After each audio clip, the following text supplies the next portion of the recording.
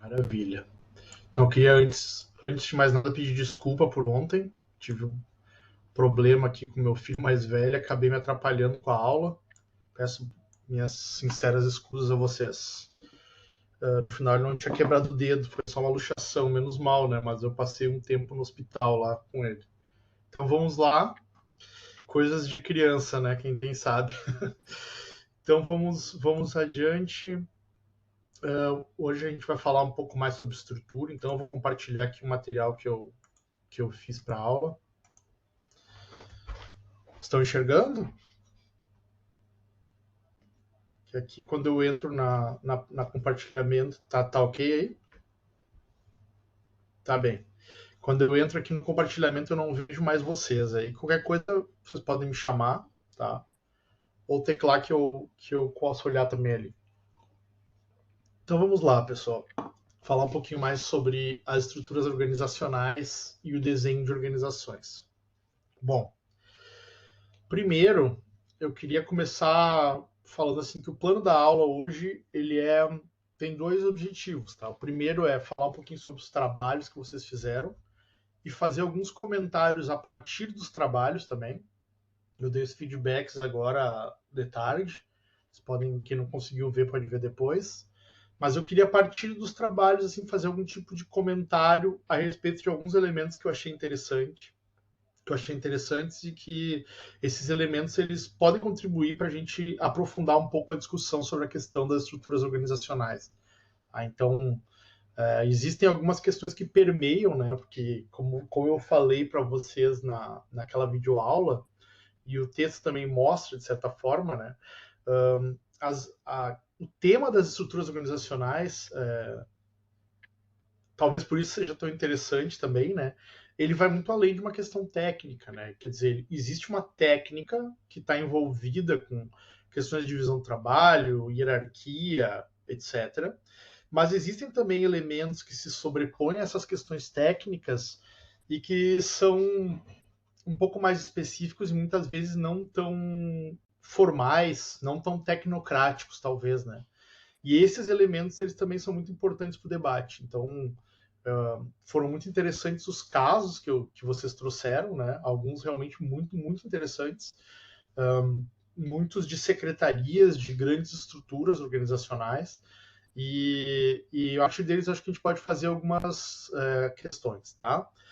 Depois disso, eu vou avançar um pouquinho na questão das configurações estruturais do Mintzberg e nos parâmetros de design, nos fatores situacionais, que seria o complemento aí do trabalho que vocês já começaram na organização de vocês sobre as estruturas organizacionais. Tá? A aula vai levar, acredito que em torno de entre 40 minutos e uma hora. Tá? Depende um pouquinho do andamento aqui, mas a ideia é que não leve mais do que uma hora. Bom, vamos lá então. Agora eu vou passar algumas questões, tá, relativas à estrutura organizacional que foram remetidas a partir dos trabalhos. Bom, Lean Staff, né? Acho que essa é uma primeira questão interessante. Eu vi que em muitos organogramas que foram postados ali, existe uma confusão, uma pequena confusão, às vezes grande, né, sobre o que é Lean e o que é Staff. Quando a gente faz um desenho de um organograma, como eu já falei para vocês, o organograma ele é o mapa, ele é a representação da estrutura, ele não é a estrutura em si, né, porque ele omite diversos elementos que fazem parte de uma estrutura em funcionamento, ainda que falte outros. Né? Então, ali a gente tem como se fosse um mapa mesmo. Mas existe um elemento fundamental no desenho, que é a linha e o staff, né? O staff seriam as linhas que tangem para fora da linha de poder, né? E a linha em si é o que fica abaixo da estrutura hierárquica, o que começa sempre na cúpula estratégica. Tá? Tem a cúpula estratégica, a intermediária e o núcleo operacional. Staff seria técnica, estrutura e assessoria de apoio. Basicamente, seguindo aquelas partes organizacionais do Mintzberg, a lógica é essa, tá? E por que essa lógica é tão importante? Ela é muito importante porque ela nos dá uma ideia de cadeia hierárquica, né? Ela nos dá uma ideia de cadeia de comando. A linha, ela embutida a ideia da hierarquia e a ideia da cadeia de comando.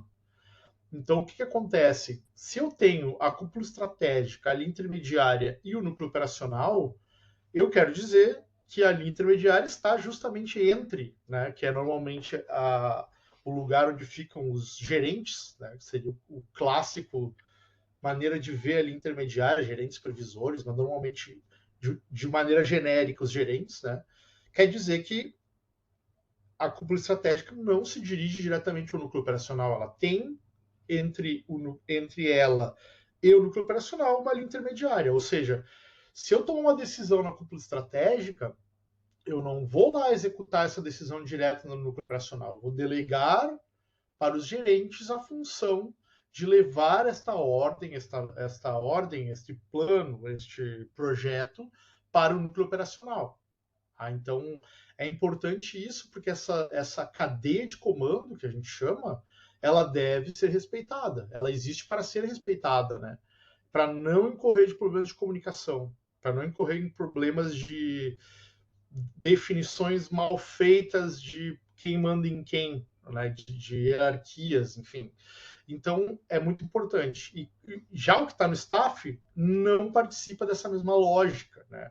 Porque a ideia da função de staff é prover a linha com elementos que não estão diretamente ligados a essa cadeia de comunicação, comando, poder, implementação, estratégia de implementação, né? Que está ligado, que está muito relacionado com a ideia de linha, mas vão assessorar. Aí pode assessorar a cúpula estratégica, pode estar no nível intermediário também, essas estruturas de apoio. Normalmente elas estão mais ligadas à área estratégica, né? Mas elas vão assessorar, seja na tecnoestrutura, com padronização de processos, ajuda na padronização de processos, ajuda na padronização de informação, sei lá, um setor de tecnologia da informação, um setor de sistemas de administrativos, né?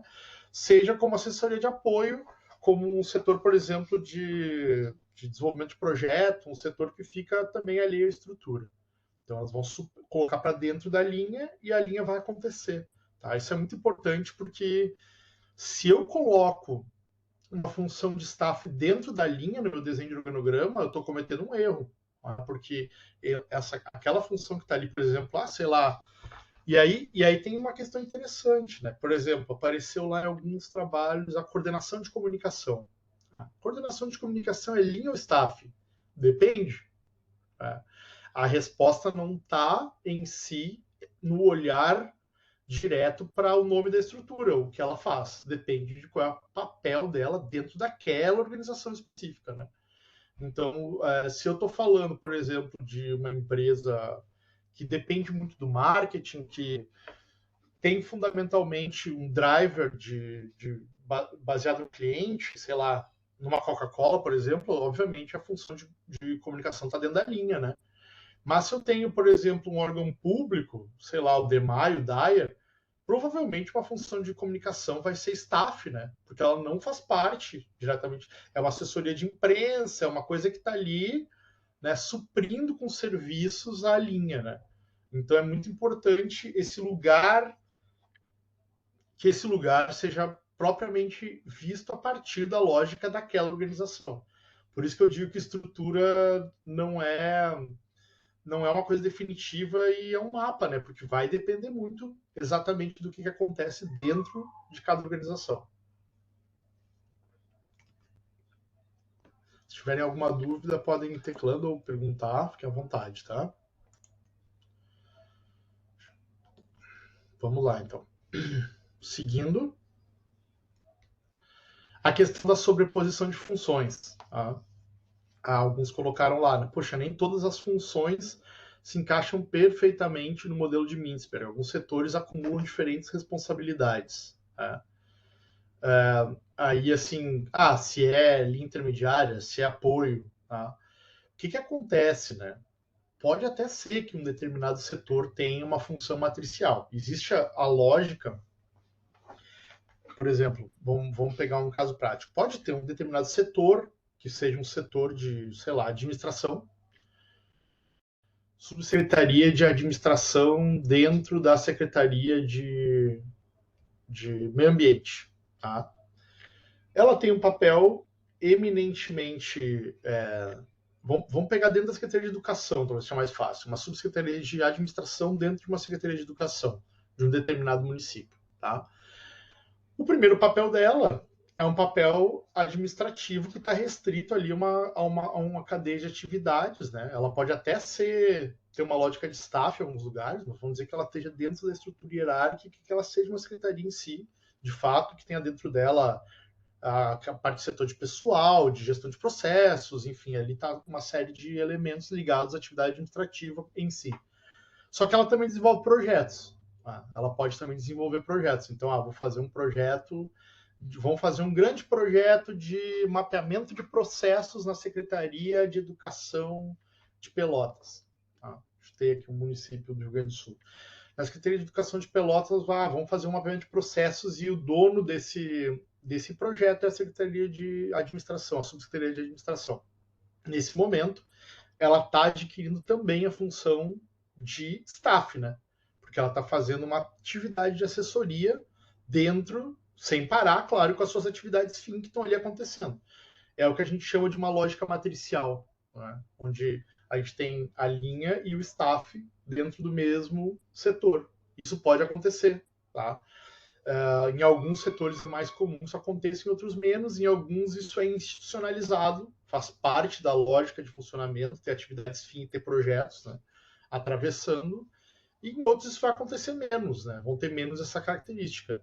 Mas é possível, então, sim, que alguns setores acumulem diferentes responsabilidades dentro dessa lógica de funções pelas partes da organização do MINSPER. Tá? Isso, então, não é um contrassenso em si, tá? Como eu acabei de citar no exemplo. Bom, depois a questão da formalidade e da informalidade. Isso é uma outra questão, né? Que é bem importante. Bom, a estrutura organizacional é em si uma estrutura formal. Tem a lógica de um elemento formal da organização, né? No sentido de que ela é documentada e ela tem uma parte bem importante da sua lógica, que é essa formalização das divisões de papel, responsabilidade, etc, do trabalho. Ok. Mas a estrutura organizacional também tem uma dimensão informal. E essa dimensão informal da estrutura organizacional, ela nunca pode ser deixada de lado, ela nunca pode ser menosprezada, para usar o termo correto. Tá? Então, se a gente voltar lá para as teorias organizacionais, de novo, eu sempre gosto de fazer esses ganchos históricos, assim, para a gente ajudar a entender, né, um pouco melhor.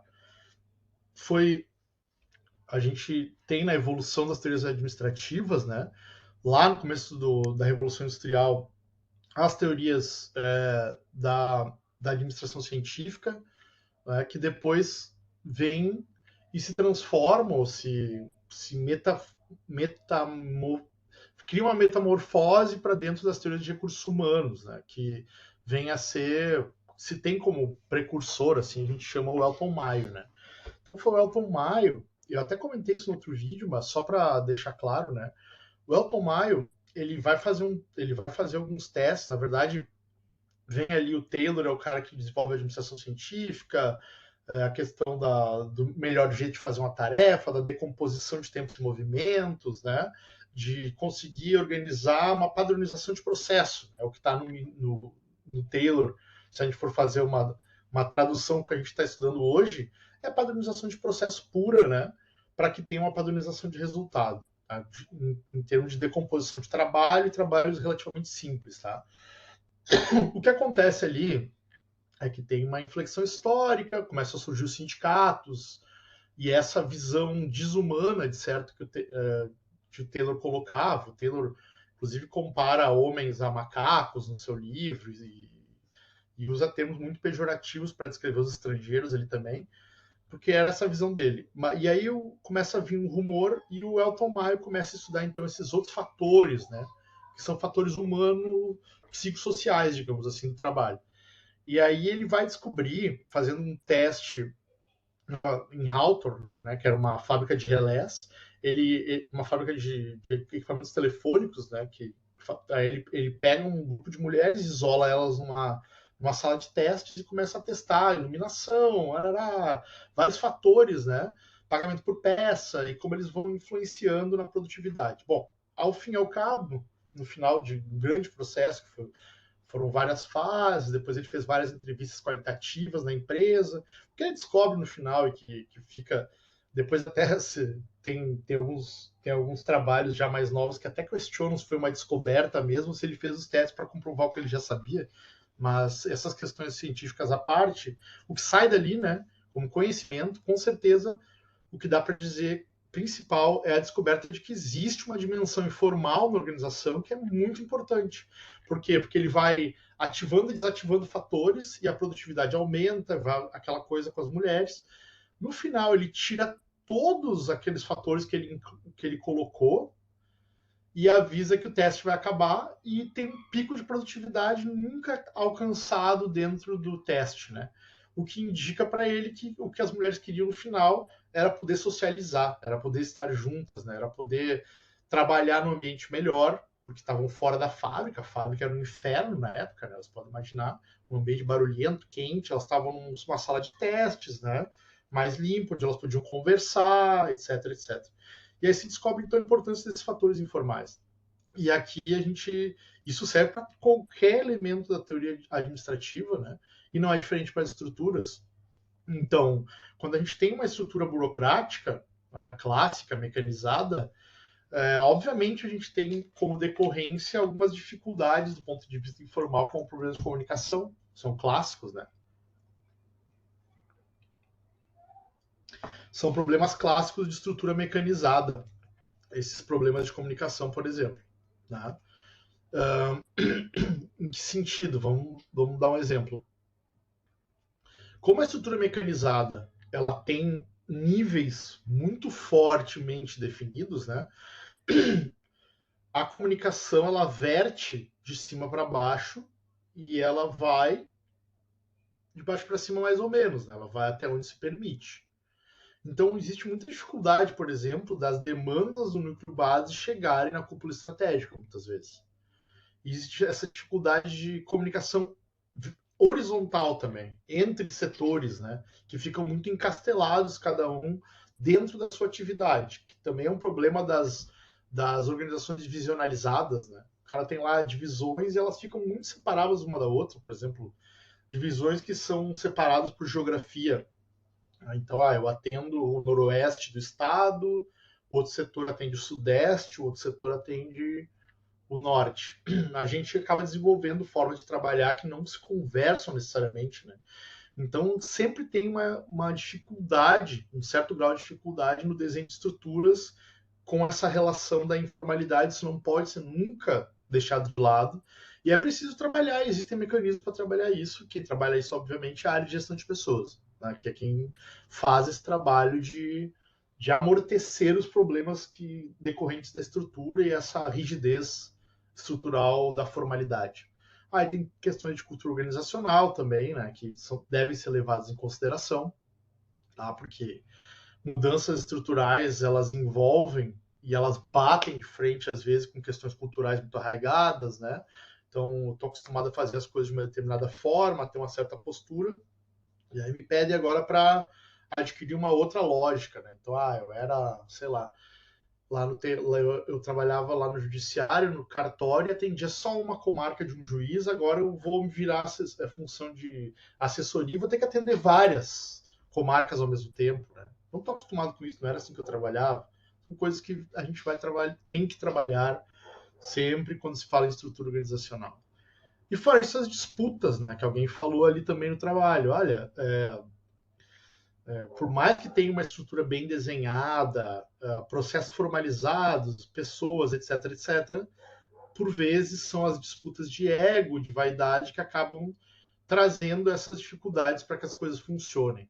Também é um fato, também é algo que precisa ser levado em consideração e que tem a ver com essa relação formal-informal na estrutura organizacional. Depois, sobre os níveis de análise. Bom, o que significa, né? Vou reforçar, eu já tinha falado, mas é sempre importante porque aparece, né? Quando a gente vai fazer uma análise organizacional de fato, a gente enxerga o problema na prática, né? Que é o quê? Eu olho para a floresta, eu olho para cada árvore, né? Quer dizer, o nível de zoom que eu vou dar em um determinado problema que eu estou analisando. Né? Então, a estrutura não é diferente.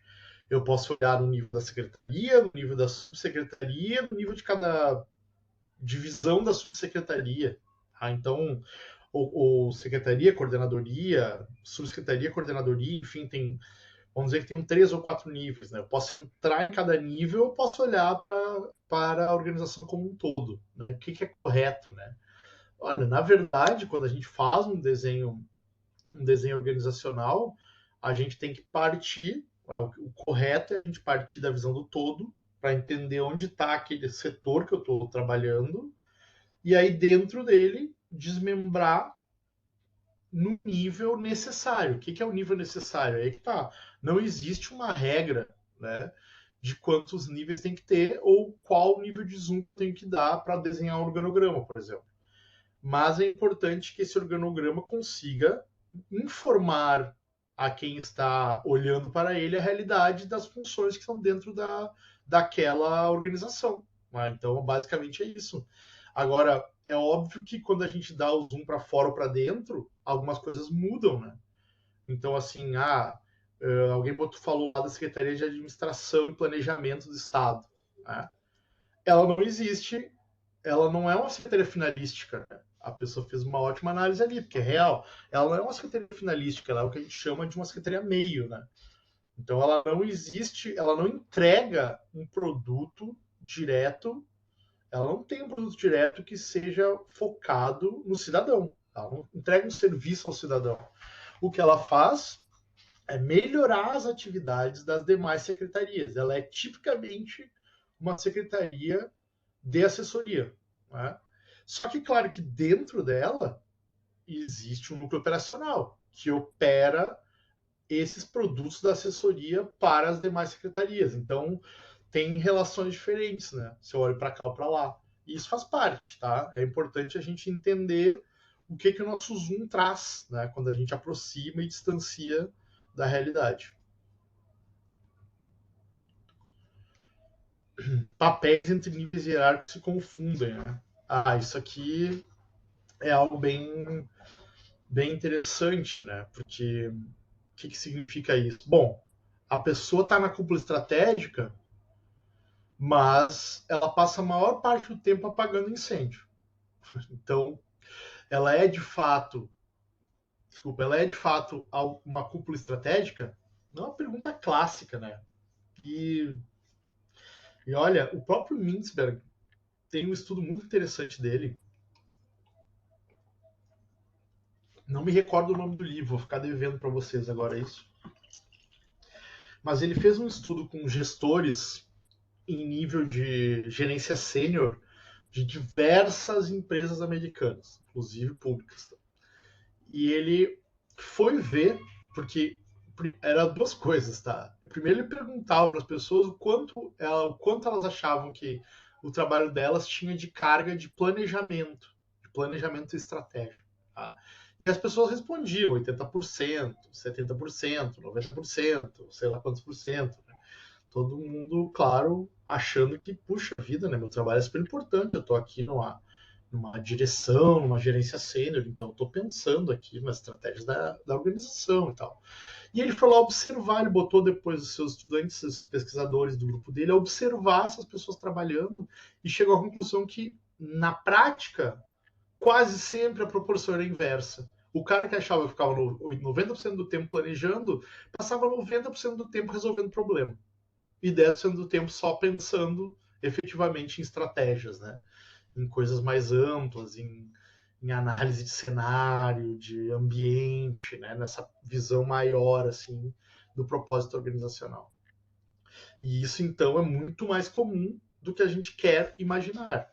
Então faz parte da dinâmica organizacional essa certa confusão de papéis que é causada em grande parte por pelo jeito que as coisas são, né? Pela desorganização, pelas contingências mesmo do trabalho, né? Onde a gente pensa em coisas para o médio e longo prazo, mas o curto prazo nos engole, né? De fato, né? Muitas vezes. E a gente é tomado por essas microgerenciamentos, essas decisões do dia a dia. E, para falar para vocês, no serviço público isso é muito comum também. É muito comum. Posso dar pelo menos 2 exemplos aqui. Um exemplo mais próximo de mim agora nesse momento, que é na universidade. Um diretor de unidade, por exemplo, diretor de uma faculdade, diretor da faculdade de Ciências Sociais, diretor da faculdade de Economia, diretor da faculdade de Biociências, enfim, qualquer diretor, ele passa a maior parte do tempo resolvendo problema, assinando papel, resolvendo aqui uma briga de servidor. Sobra muito pouco espaço dentro do cotidiano de uma pessoa assim para realmente pensar, né? E poder pensar em estratégias e tal. E as realidades que eu vivi fazendo consultoria de estrutura organizacional em secretarias, tanto municipais quanto estaduais, essas realidades elas vão muito nessa direção também, né? Porque o que acontece na prática é que os secretários passam a maior parte do tempo também resolvendo problema. Aí o secretário é o secretário municipal de obras. O cara não está pensando num plano de obras, ele não está pensando em como melhorar os processos de gestão de obras, né? Ou de olhar outros municípios que fazem coisas muito melhores, que poderiam ser implementadas, né? Ele muitas vezes está no canteiro de obras, sabe? Tá lá, deu uma bronca, o prefeito ligou para ele, cara, tem que vir aqui resolver, estão lá reclamando no bairro tal da tua obra, que está causando transtorno, que alagou a rua, sei lá, entendeu? E o cara tá ali, ó, correndo atrás da máquina, né? Então é muito difícil também na prática isso, né? Mas a estrutura organizacional pode ajudar. Aí é que tá, né? A gente tem um caso interessante de Nova Santa Rita que a gente fez um redesenho organizacional na prefeitura e a gente inseriu dentro das secretarias, né, diretores administrativos em várias secretarias, tá? Para poder lidar, por exemplo, com várias das burocracias que caíram no colo dos secretários, para tentar fazer a liberação de tempo para que ele pudesse, então, exercer sua atividade de fim de cúpula estratégica, de fato. Também colocamos alguns subsecretários de algumas pastas que não tinham, né? Então, tem maneiras de tentar trabalhar isso na estrutura organizacional também, mas claro que passa por uma questão de cultura, etc, etc. Então, para mim é um desafio muito interessante esse daqui, e é mega, como vocês podem perceber, né?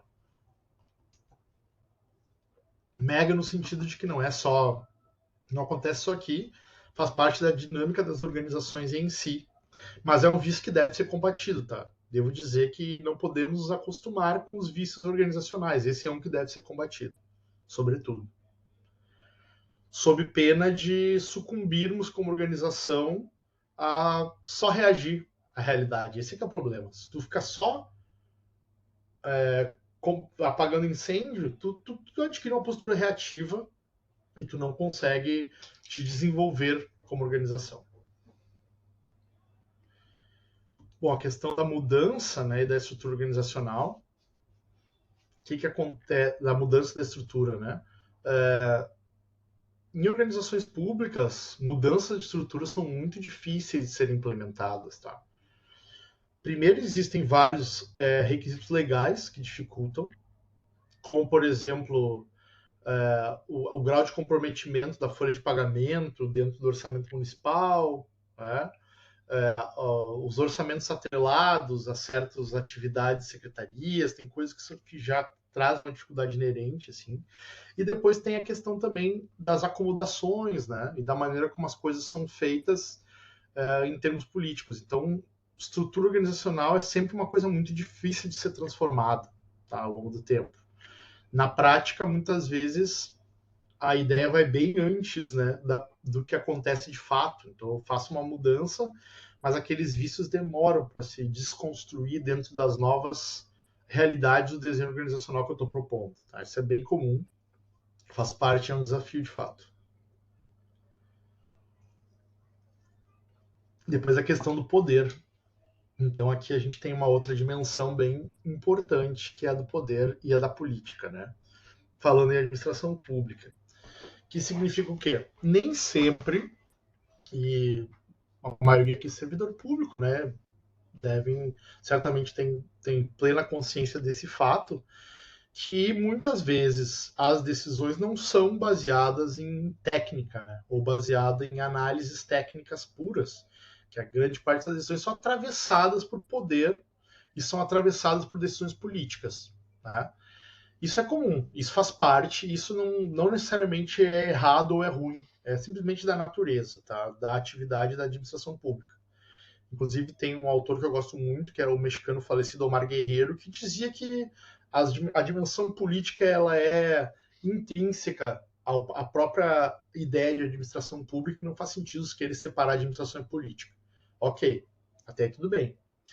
A questão é que a estrutura organizacional ela traz um desafio a mais dentro do cenário do executivo, por exemplo, que é muito comum, que é a divisão de cargos, né? Para ser bem assim direto, tá?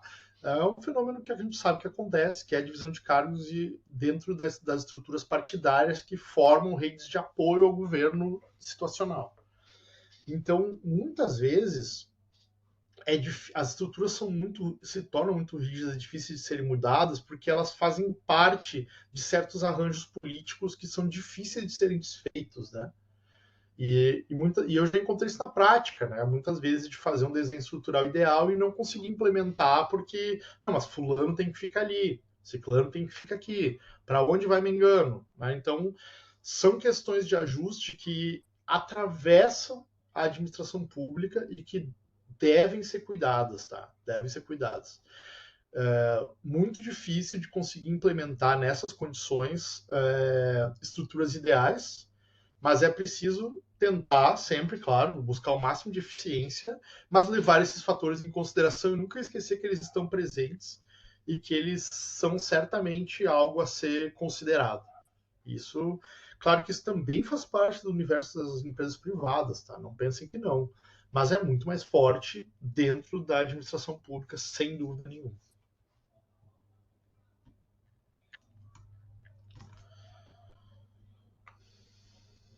Vocês têm alguma questão por enquanto, ou colocação?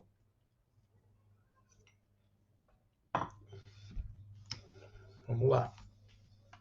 Então, passando para a parte 2.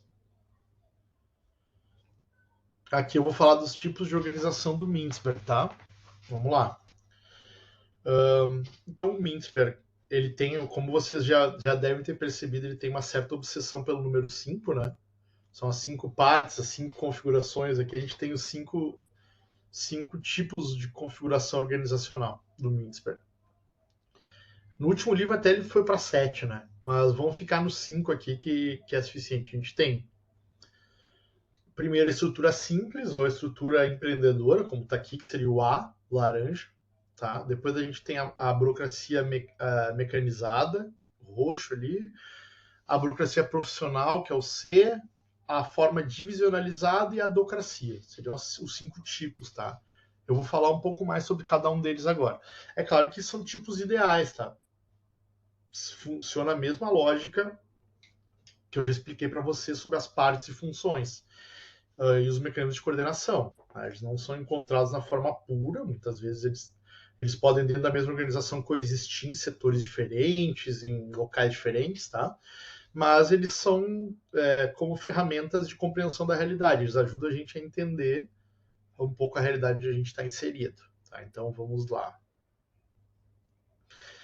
Primeira configuração é estrutura simples. Ela tem supervisão direta, cúpula estratégica é a parte-chave, e tem uma centralização vertical e horizontal. A estrutura simples, vocês estão vendo ali, ela não tem intermediária, né, praticamente. Ela é uma estrutura que tem uma cúpula estratégica no núcleo operacional, é típico de empresas pequenas, de setores pequenos também, que são simples, que tem poucas pessoas trabalhando, né, não funcionam para locais grandes, para que tem grande complexidade no trabalho. Funciona no ajuste mútuo com o mecanismo de coordenação central, até não está ali, mas é o ajuste mútuo que está com o mecanismo de coordenação central, porque a lógica é a da conversa, né, de se resolver as coisas dentro dessa dinâmica de troca interrelacional, porque são estruturas simples, enfim. Então, essa aqui seria o primeiro tipo de organização e que é a maneira pela qual praticamente todas as empresas começam, sejam elas quais forem, quais setores forem. Depois a gente tem a burocracia mecanizada, que é aquele tipo de burocracia clássica, vocês veem um inchaço da tecnoestrutura e da assessoria de apoio ali, né? E uma linha intermediária enorme no desenho, e uma cúpula estratégica lá embaixo, quer dizer, aquela clássica estrutura mecanizada. Sei lá, vamos pegar assim, a gente pode pegar alguns exemplos, sei lá, os Correios e Telégrafos, por exemplo, é uma empresa que é uma burocracia mecanizada, né?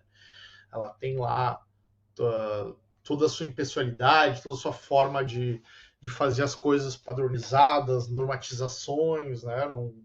Todas as agências de correio funcionam da mesma forma, né? E tem a mesma lógica de trabalho.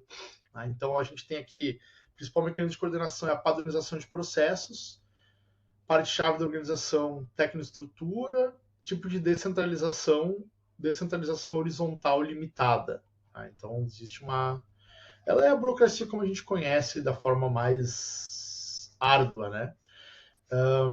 E ela, claro, ela tem a característica de verter de cima para baixo o poder, né? E as decisões de maneira bem clara. O núcleo operacional é bem despido de poder mesmo, assim, e cumpre, né? Então, típico dessa forma de organização que é muito característica do nosso tempo. Tá? Então, pode acontecer em qualquer setor, não tem só a ver com a administração pública, tem muita empresa burocrática também, bem burocratizada de maneira mecânica. Então, faz parte da nossa sociedade moderna como um todo.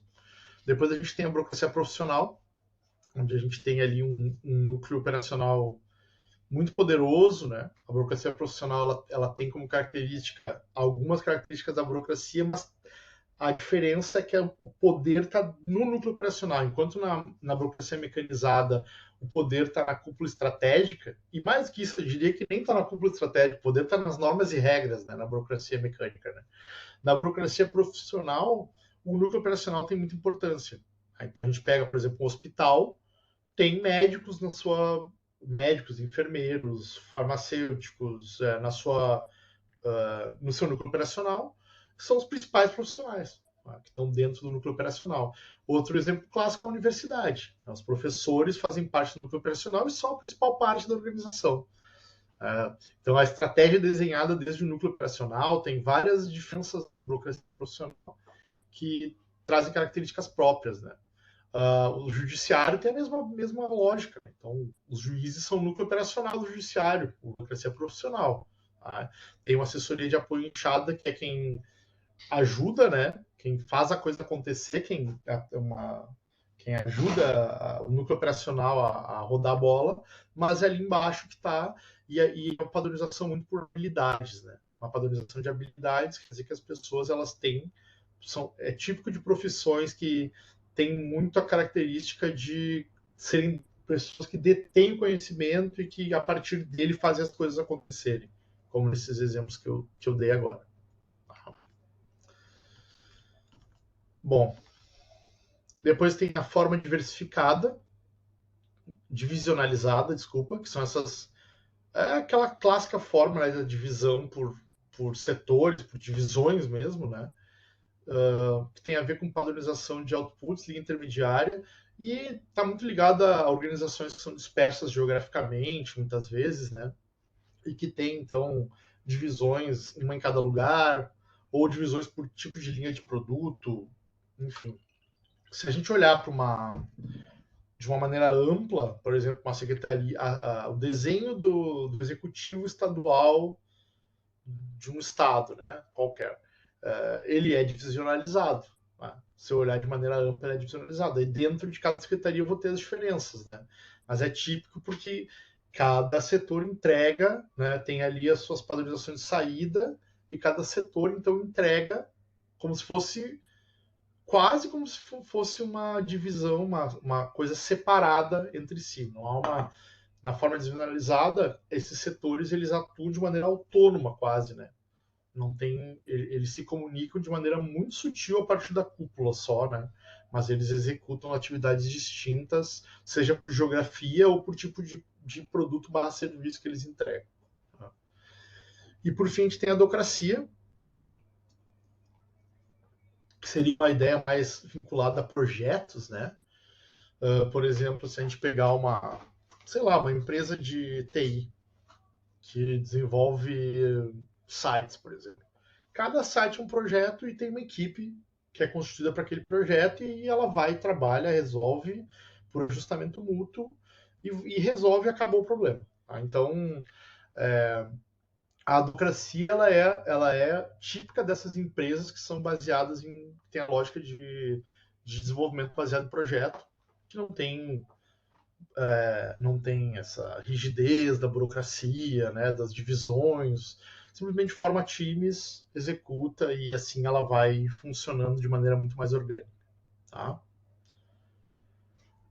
Então, claro que, como eu já disse, uma mesma organização pode ter as 5 dentro dela, dependendo de como do que ela faz, né? Pode ser que cada setor tem uma lógica diferente dessas. Apesar que as 5 eu acho difícil, mas umas 3 ou 4 é bem possível de encontrar dentro da mesma organização.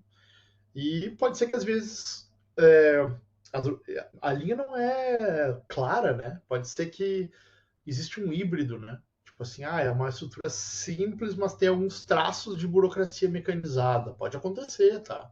Quando vocês forem fazer a descrição ali, vocês podem chegar à conclusão que a organização que vocês estão analisando ela tem uma característica híbrida e isso faz parte, tá? Não tem problema. Depois, com relação aos parâmetros de design, tá? A abordagem de configuração de Mintzberg já é do texto dessa semana ali, né? Só para reforçar aqui alguns parâmetros de design. Então, a gente tem o grupo de design das posições, tá? Que são as divisões ali do trabalho, que tem a ver com especialização da tarefa, formalização do comportamento, treinamento e doutrinação. O design da superestrutura, que é a lógica mais estratégica do desenho estrutural, né? Que é o que eu vou agrupar e como. Então, eu posso fazer agrupamentos diferentes, né? Isso é uma coisa interessante, porque quando a gente vê um organograma, ninguém para pensar em como aquilo foi agrupado, aquele trabalho, né? Pode ser que aquilo não faça talvez sentido, mas com o tempo, não seja o jeito mais eficiente de fazer, mas com o tempo aquilo vai ficando, né? Então, assim, mesmo uma divisão geográfica, ela faz sentido como ela está colocada. Será que o tamanho das unidades está apropriado? Existe uma outra forma de agrupar? São questões de design de superestrutura. Depois a questão dos vínculos laterais tem a ver exatamente com essa.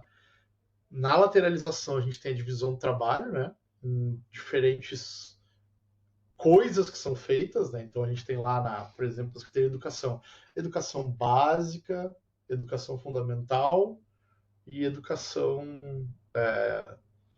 ensino médio. Vamos dizer que a gente usa essas 3 divisões, tá? As coisas elas estão interligadas, mas não estão, né? Porque as divisões elas executam cada um a sua tarefa, tá? Tem seus projetos, a sua gama de coisas que elas têm que cuidar, mas é preciso que isso se interligue. E aí vem o sistema de planejamento e controle, que eles existem exatamente para interligar esses vínculos laterais que às vezes tendem a se dispersar. Mesma coisa na saúde, atenção básica, atenção básica está lá separada com um componente específico. Aí tem lá, sei lá, a gestão da complexidade lá dos hospitais e tal, que está separado daqui. Que está separado da estratégia de saúde da família na atenção básica e dos postos de saúde.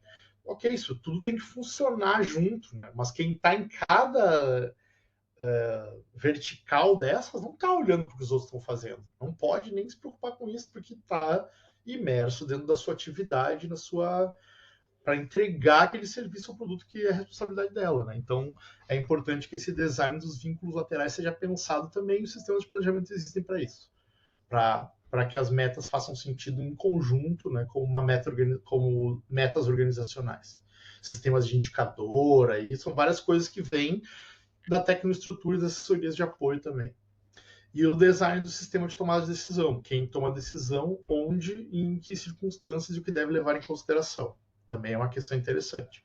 A decisão pode ser descentralizada, posso deixar a cargo dos núcleos operacionais, eu posso deixar a cargo das coordenadorias. Não, eu sou um prefeito mais centralizador, eu quero decidir sobre determinados temas, ninguém pode decidir sem mim.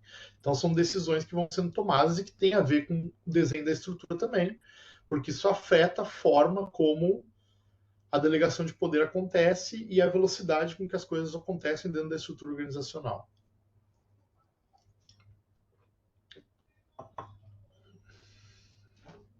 Envolve também questões orçamentárias, né? Quanto eu estou dando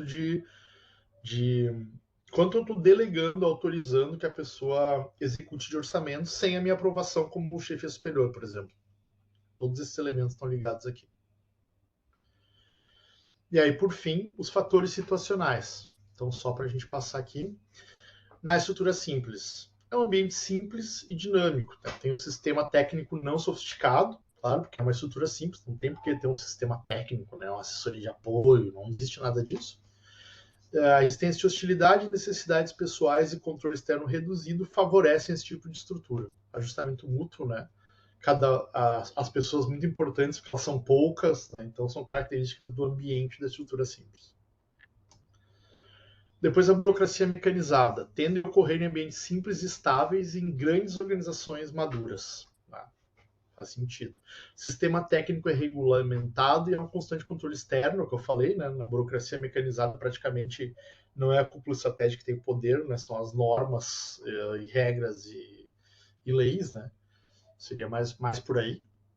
E por fim a moda, né? Esse poder da transformação e dos modismos organizacionais, das mudanças de estrutura não é atuante.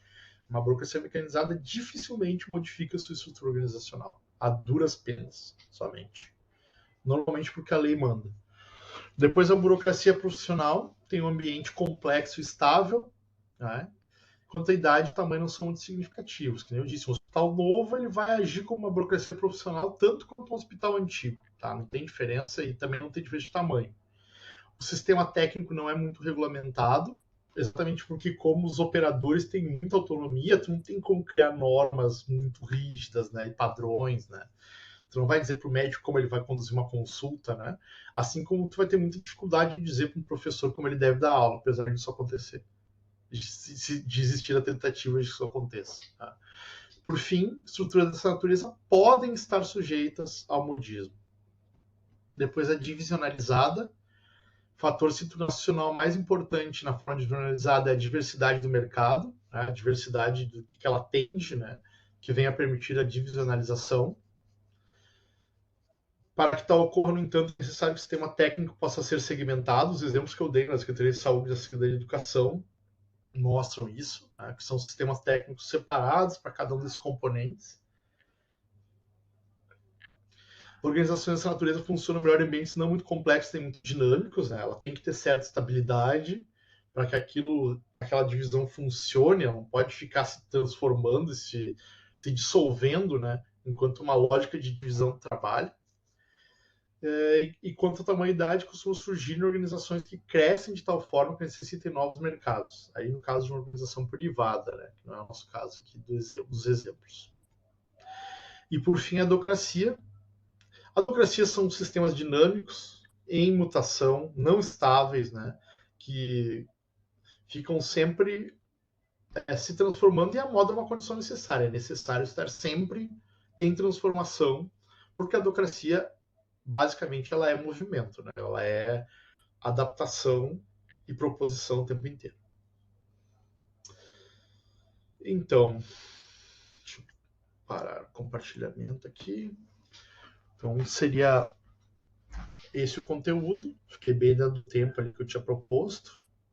E espero que o pessoal que não estava presente assista. E se tiverem qualquer dúvida, pessoal, podem ou recorrer ao fórum ou encaminhar mensagens diretamente pelo Moodle, que eu respondo vocês em no máximo 24 horas, tá?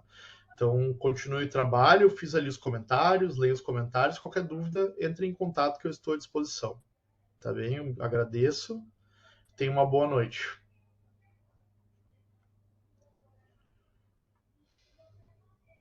Professor. Oi. Oi. Oi. Falar. Eu queria fazer um Claro, pedido, na verdade, tá? claro. Passa. O senhor poderia disponibilizar para nós tanto os slides apresentados na primeira aula, que já está gravada, como da aula de hoje? Posso, claro, Ai, posso tá, sim. porque Coloco lá agora ajuda. já. Ai, obrigada. Ajuda, assim, junto com os textos. Sim. Não, não tem problema. Eu vou mandar para Marícia, ela coloca ali para vocês, tá? Pode deixar. Tá. Obrigada. Não tem problema não. Por nada. Então, tá, uma boa noite, até mais. Com dúvidas, estou à disposição. Tchau, tchau.